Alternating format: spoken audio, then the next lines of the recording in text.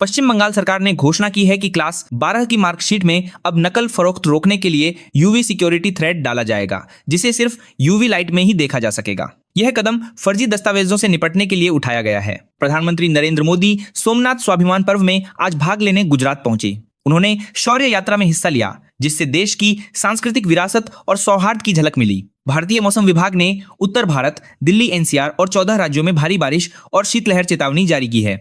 कोहरा और तेज हवाओं के साथ तापमान में गिरावट जारी रहने का अनुमान है। भारत बनाम न्यूजीलैंड के वनडे सीरीज से ऋषभ पंत बाहर हो गए हैं। उन्हें साइड स्ट्रेन की चोट के कारण सीरीज में खेलने की अनुमति नहीं मिली। उनकी जगह ध्रुव जुरैल को टीम में शामिल किया गया है। राजस्थान के कैलाश बारबर को इंडिया की फुटसल टीम में चयन मिला है।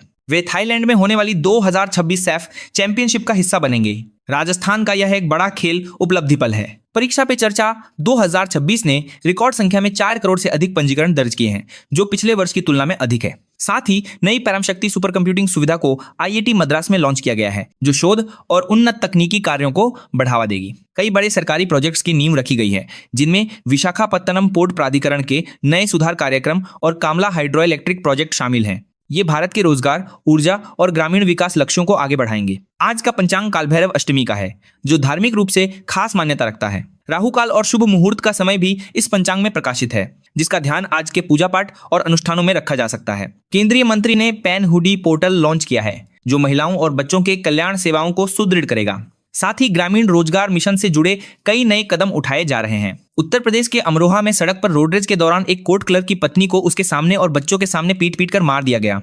मामला तब हुआ जब कार और बाइक की टक्कर को लेकर विवाद हो गया था। पुलिस जांच में जुटी है। केंद्रीय गृह मंत्री अमित शाह ने कहा है कि विकास के मॉडल में हर नागरिक को अपना प्रतिबिंब दिखना चाहिए, यानी विकास सभी तक पहुंचना चाहिए। बिहार में लैंड फॉर जॉब मामले में आरोप तय होने के बाद राजद नेता तेजस्वी यादव पटना पहुंचे हैं और अपने बयान जारी रखा। भारत और न्यूजीलैंड के बीच आज पहला वनडे मैच हो रहा है। भारतीय टीम ने अच्छी शुरुआत की। रोहित शर्मा और शुभमन गिल ने शानदार रन बनाए। वडोदरा में यह मुकाबला वर्ल्ड कप की तैयारियों के लिहाज से अहम है। म्यांमार की सेना ने दूसरे चरण का चुनाव चल रहे गृहयुद्ध के बीच आयोजित किया है। पहले चरण में लगभग 52% मतदान दर्ज हुआ था और देश में राजनीतिक तनाव जारी है। भारत में तरल शीतलहर और कोहरे का असर जारी है, जिससे सोने चांदी की कीमतों में भी बढ़ोतरी देखने को मिल रही है। 24 कैरेट सोना दिल्ली में 140,610 के करीब पहुंचा है। नॉगलैंड साड़ेबाजी लॉटरी संवाद के 3 ड्रॉ आज संपन्न होंगे। डियर विश 1 PM, डियर ए एम्पायर 6 PM और डियर मैजिक 8 PM।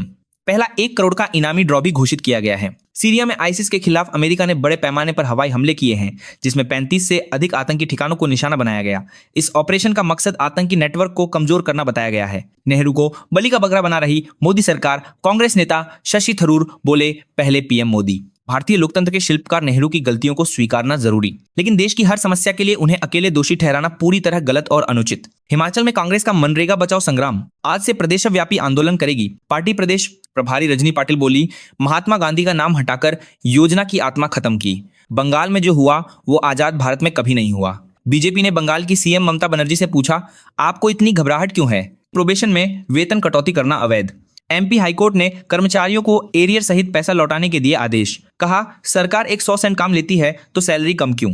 हिमाचल सरकार को लगा बड़ा झटका। 30 अप्रैल से पहले कराने होंगे पंचायत चुनाव। हाईकोर्ट ने दिया आदेश। कहा, समय पर चुनाव करवाना सरकार का संवैधानिक दायित्व है और परिसीमन जैसी गतिविधियों का हवाला देकर इन्हें नहीं टाला जा सकता। पश्चिम बंगाल के राज्यपाल CV आनंद बोस को ईमेल से मिली जान से मारने की धमकी। अधिकारी बोले आरोपी ने अपना मोबाइल नंबर भी लिखा। गृह मंत्रालय को जानकारी भेजी। जहर जैसा भोपाल का ग्राउंड वाटर, 100 गुना ज्यादा आयरन, 7 जगह का पानी इंदौर से ज्यादा दूषित, पीने पर रोक लेकिन उग रही फल सब्जियां। भारत पर 500% टैरिफ लगा सकता है अमेरिका।